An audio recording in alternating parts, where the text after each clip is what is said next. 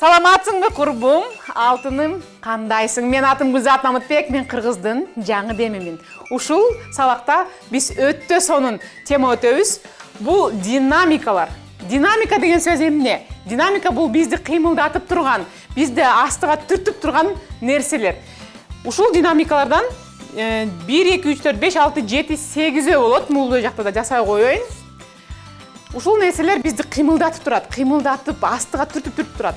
Эң биринчи динамика бул мен динамикасы. Мен, я динамикасы, бул я, this is me. Биз өзүбүз, адам баласы өзүн өзү түртүп турат. Ошондуктан мен биринчи динамикам бул мен өзүмдү өзүм түртүп турам.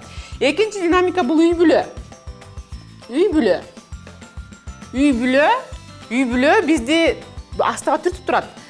Бас кыл, жумушун жаса, балдарыңды бак, аялыңды бак, күйөөңдү бак деген динамика бизди түртүп турат. Бул аялы жана балдары, же күйөөсү жана балдары динамикасы, экинчи динамика. Үчүнчү динамика кыймылдап турган нерсе бул группа.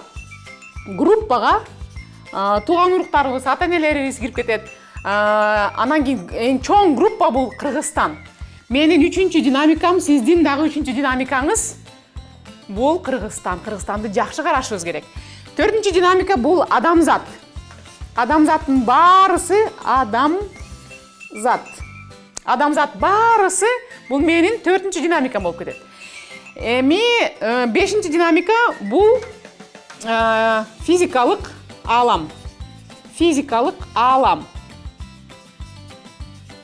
Физикалык алам деген сөз бизди курчап турган, бизди айланабызда, чөйрөбүздө болгон нерсе бул. Маркер, кармай турган нерсе, энергия, пространство деп коет, чөйрө, время, time, убакыт.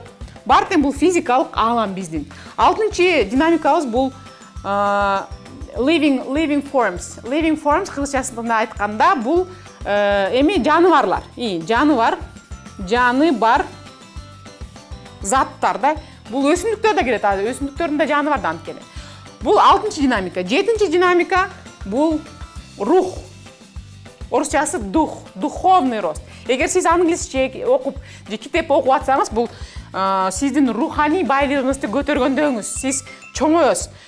Сегизинчи динамика бул Кудай. Это Бог. Бесконечность. Сегизинчи динамика бул буякта четтеп эле койгон, анткени Кудай деген бул чоң да. Ошондуктан бизди кыймылдап турган нерсе ушул 8 динамика бар.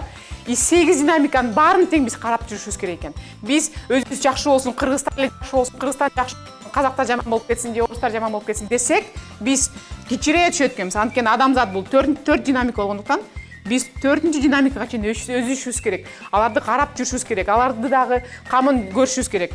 Физикалык ааламыбызды, жан жакка дагы болуп турган нерсени баарын тең көрүшүбүз керек. Жаныбарларды сактап турушубуз керек, аянычтуу мамиле кылып турушубуз керек, руханий байлыкты өстүрүп турушубуз керек. Анан кийин Кудайга жалынып турушубуз керек. Ошондуктан алтындарым 8 динамикаңызды тең жакшы караңыз. Мен бүт барлык динамика үчүн жоопкерчилик алдым. Сиз дагы алыңыз алтыным. Берекем.